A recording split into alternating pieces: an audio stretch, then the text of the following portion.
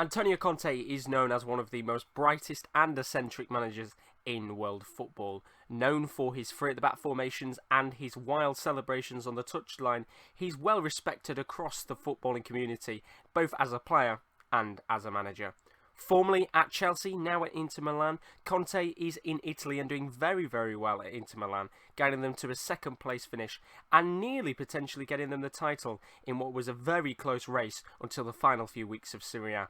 But things are going wrong now. Conte starting to feel a bit under the pressure, you could say, talking about the owners not giving him enough backing after a second-place finish. So the question is, will Conte stay in the job or will he leave? And where did it all go wrong?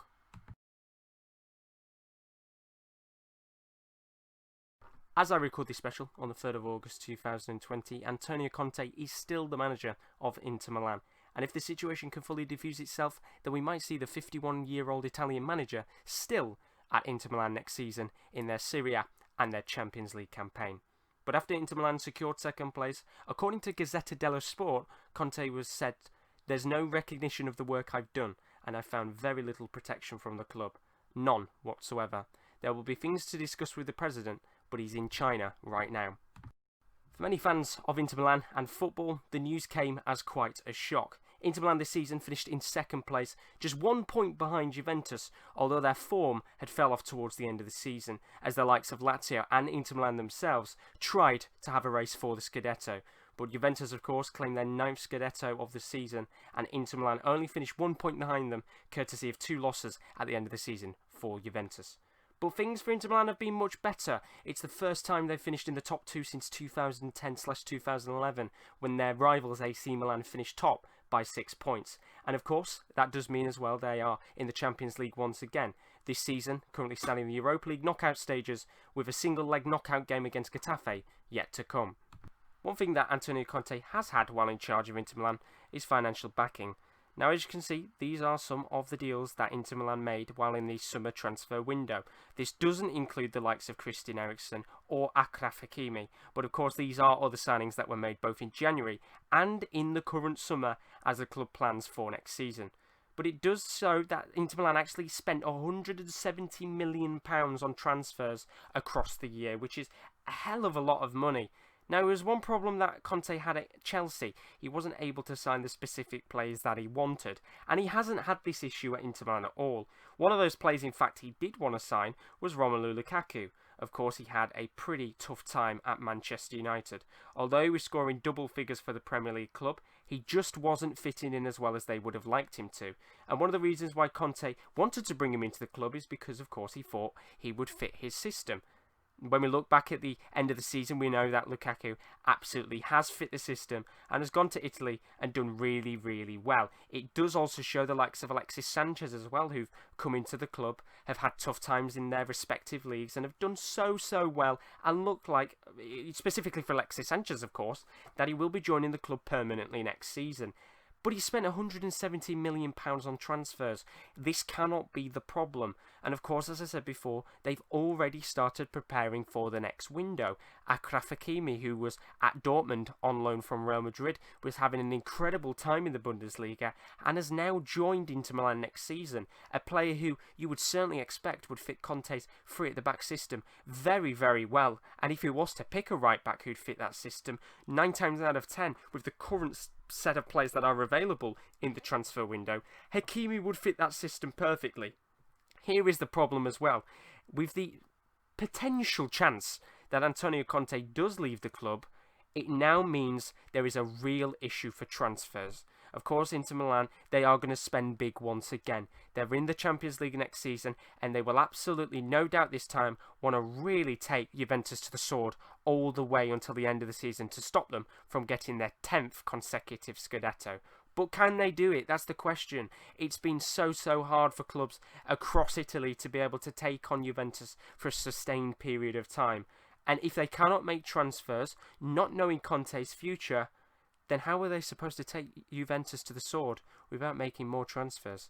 Of course, we'll have to find out what happens over time, but if Antonio Conte thinks that it's a case of financial backing that's been the problem, I think most Inter fans can agree that he has been more than financially backed than other clubs across Europe and in Italy. So the question is, where next? Well, we could see Antonio Conte actually stay at the club after all. The only way I could see this potentially going down is if Conte walks out of the job himself.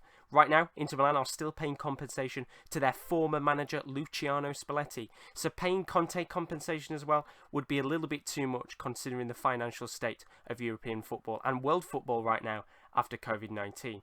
But if Conte was to go, of course it does mean that the club are going to go down a new route and have to find a new manager. But the real question on everyone's lips, who would that be? At the time of recording this, there are two managers being heavily linked with the position of Inter Milan manager next season. One of those is Massimiliano Allegri. Now, before he joined Juventus, he was the manager of AC Milan in a period of struggle. The club had already lost some of its biggest stars and were losing some of their current biggest stars at the time, and Allegri was a major part of that experience at the club.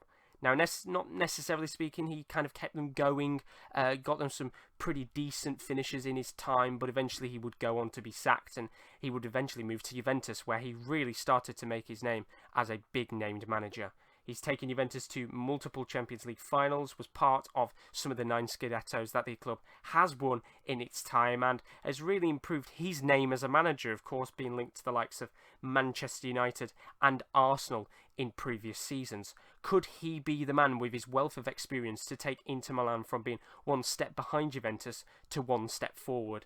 Of course, the club, they will be looking to improve from that second place finish this season, and more importantly as well for them, will be looking to improve in the Champions League. Of course, this season they had a very tough group, including the likes of Borussia Dortmund and Barcelona, so they'll be hoping for better fortunes this season.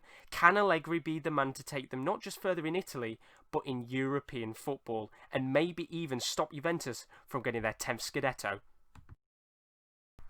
The other big-name manager that has been linked with Inter Milan in the previous couple of days is Mauricio Pochettino. Now, on paper, when you look at the two managers that have been heavily linked with the club, one does have experience of winning multiple titles, and one technically doesn't.